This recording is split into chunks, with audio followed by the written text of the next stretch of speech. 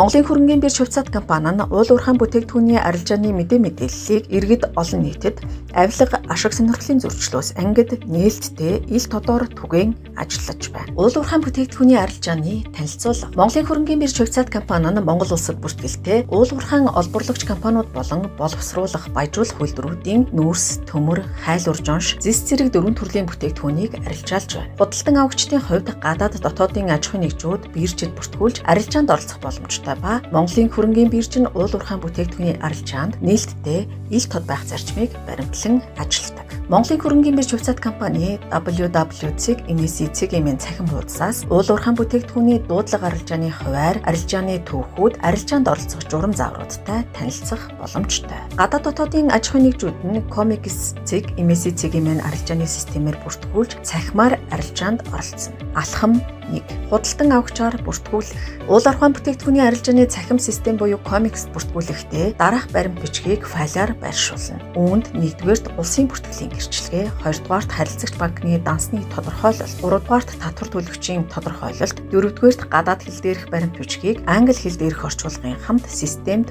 оруулна. Бүртгэл үүсгэснээр дахин давтагдашгүй 6 оронтой кодыг системээс авна. Монголын хөрөнгийн бирж нь ажлын 1-2 хоногт худалдан авагчийн баримт бичгийн бүрдүүлбэрийг шалгаж, худалдан авагчид хариуг цахимаар хүргүүлнэ. Алхам 2.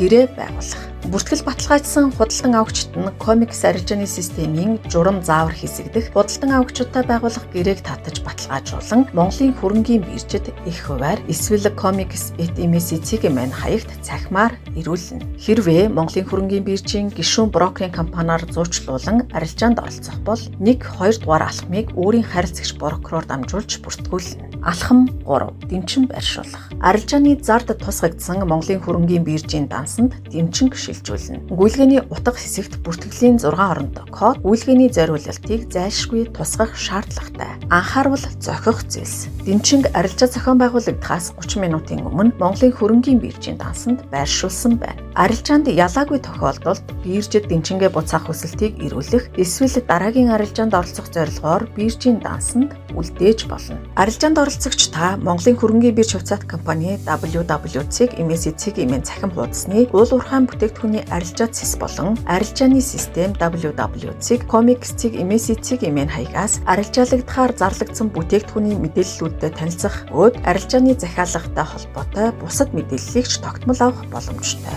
Шударга ёс хөгжил дэвшилт авилгын эсрэг нэгтгэцгээе.